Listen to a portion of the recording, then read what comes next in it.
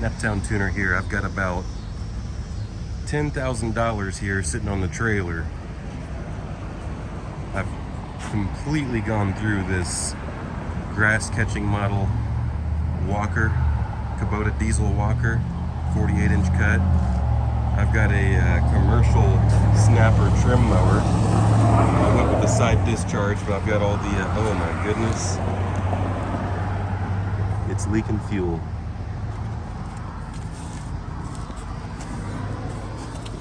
It's leaking fuel out the carburetor bowl. Well, I guess I need to order a gasket kit on that. That's a bummer. That doesn't make the video very good, but maybe it makes it more entertaining. I just put fuel on it on the way, or I just put fuel in it on the way over here. Anyway, I guess I won't be trim mowing. I'll do extra work with the trimmer, with the Echo string trimmer, with my Featherlight handle that helps my back out, leverage arm, and I got the biggest, baddest Echo blower. But as you can see, the sun is setting, so I need to get to work. But eventually I might do a little bit of dabbling in the lawn care business if I can. I got two of these. This is the first time I've been messing with this one, so unfortunately there's always something going on. Can't ever be 100% prepared every time, but I'm gonna try to see if I can't snug that carburetor bowl up, but I bet you that the gasket's just shot. Off to work. Here we got my snapper push mower. 8.5 horsepower, 190 cc's. Check out this drive system. Variable speed. Getting a little rusty. I've been letting it get rained on. I need to fix this thing up and store it inside. What we got to do now is replace this carburetor. I could have just replaced the carburetor bowl gasket, and that probably would have been extremely easy, but the whole brand new Chinese carburetor, air filter, and spark plug was very cheap. I'll look it back up and put it in here to show you how much it was. But here we go. This is the box the carburetor came in. Air filter. Let's see how much different. It's a Briggs air filter originally. I can see the, but of course this is just a knockoff. But maybe Briggs buys it from China and puts their symbol on it. You never know. So I'm gonna take a look at just how different it really is. So into has a nice pre-filter on it still. Is there any difference that I can tell? It's glossy inside. Pop this cap off. Man, it looks the same to me, only no emblem.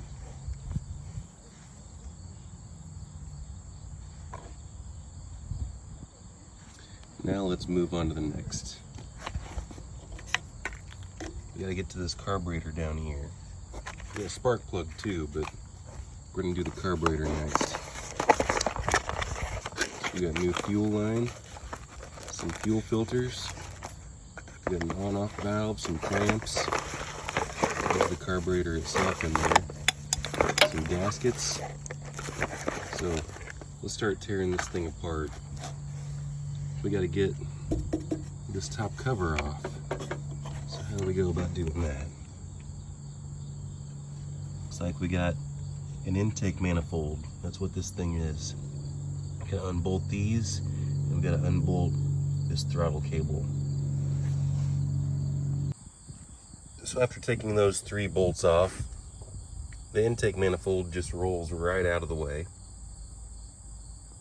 So after taking those 3 bolts out, this intake manifold just pulls right out of the way. Of course, you have to take your throttle cable, and you got a little zigzag in there that you have to pop out.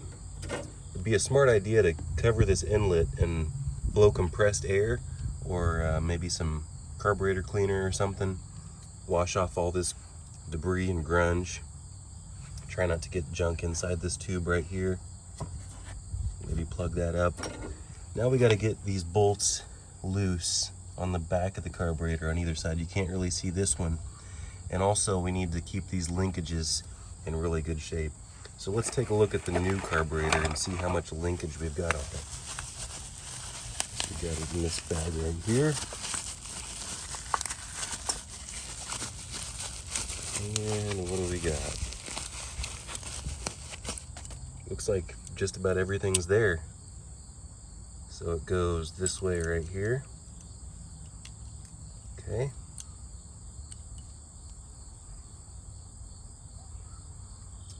So I don't see this part. I don't see that little wishbone linkage dealer right there. Actually looks like it goes this way.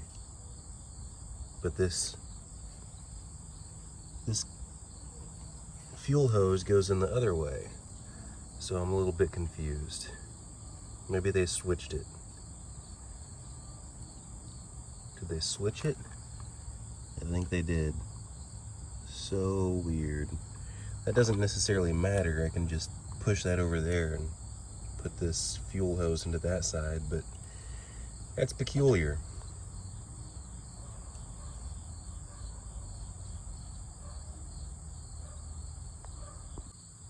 So I just got my T25 in here, and I was unscrewing these screws on either side of that flange on the carburetor, and then I'm just going to pull out these linkages. So that should be loose enough. Now we just have these linkages here. Let me get this plate out of the way. Let's see what I can do here. I don't want to overstretch any of these springs.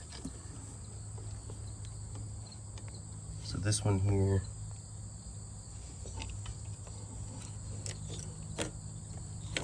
we'll just roll it out the top, just like that. This plate comes all the way out. Set it to the side. The spring was not stretched or damaged. Now we have these two linkages. So I'm gonna see if this one, which one? We're gonna do that one first, and then how does this one go? That one's a little zigzag. All right, now we're gonna compare to see if we even have the same thing, because I don't even know.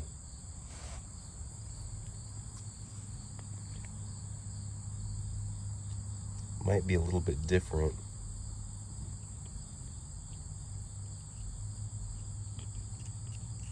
This has like an auto choke. So that opens it up. It's supposed to be normally choked, and then whenever it runs, it opens itself up like that. With like the governor linkage. So this was a little bit different. This spring here, I went ahead and put back on to that little hole right here. And I hooked up these lines, or whatever you want to call them, but adjuster rods. And now we're ready to plop this intake manifold back on. I put the new gasket behind here, and then torqued these bolts back down right through here just now.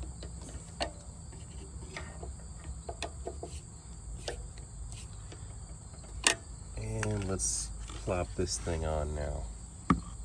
Push this hose in there, put a new gasket right here, and then bolt it up. And there we are, all fixed up, all put back together, and it did start first pull after I put new fuel in it. Just like such. Go like this, pull the old string.